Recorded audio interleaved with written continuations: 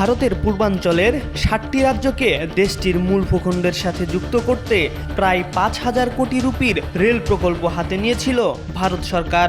কিন্তু শ্রমিকদের নিরাপত্তা এবং রাজনৈতিক অস্থিতিশীলতার কারণ দেখিয়ে প্রকল্পগুলো হঠাৎ করেই স্থগিত ঘোষণা করেছে ভারত।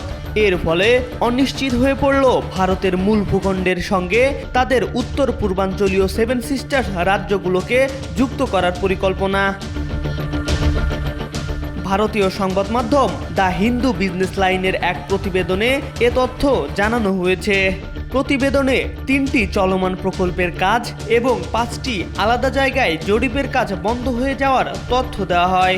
দ্য হিন্দু জানিয়েছে, বাংলাদেশ রেল নেটওয়ার্ক তৈরির বদলে এখন নয়াদিল্লি এই অর্থ দিয়ে উত্তর ভারতের রেলপথ অবকাঠামো উন্নত করছে। এছাড়া বাংলাদেশকে এড়িয়ে নেপাল ও ভুটানের মাধ্যমে মূল ভূখণ্ডের সঙ্গে সেভেন সিস্টার্সকে যুক্ত করার ব্যাপারে ভাবছে দেশটি। জানা গেছে, নেপাল ও ভুটানের মাধ্যমে ৩৫০০ থেকে ৪,০০০ কোটি রুপির সংযোগ প্রকল্পের বিষয়ে চিন্তাভাবনা করছে ভারত। বিশ্লেষকদের মতে, নেপাল ও ভুটানের মাধ্যমে ভারতের মূল ভূখণ্ডকে যুক্ত করার প্রক্রিয়া খুবই জটিল হবে, কিন্তু এগুলোর মাধ্যমে বাংলাদেশের ওপর থেকে নির্ভরশীলতা কমাতে পারবে ভারত। এরই মধ্যে ভারত ও নেপালের মধ্যে ১৯০ কিলোমিটার রেল লাইন সংযোগ স্থাপনের পুরনো একটি প্রকল্পের সম্ভাব্যতা যাচাই শুরু করেছে ভারত সরকার। অনেকেই মনে করছেন, ভারতের এই সিদ্ধান্ত ঢাকার প্রতি দিল্লির একটি সুস্পষ্ট বার্তা।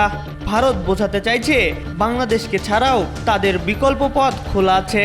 অন্যদিকে এটিকে বাংলাদেশে চীনা প্রভাব বৃদ্ধিরও আরও একটি সুযোগ হিসেবে দেখছে অনেকে।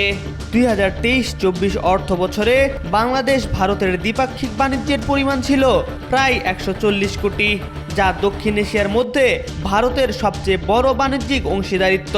তবে সাম্প্রতিক সময়ে বাংলাদেশে ঘটে যাওয়া রাজনৈতিক পট পরিবর্তনের কারণে বড় প্রকল্পে অর্থায়নে আস্থা হারিয়ে ফেলেছে মোদি সরকার। এম আর আকাশ, আজকাল।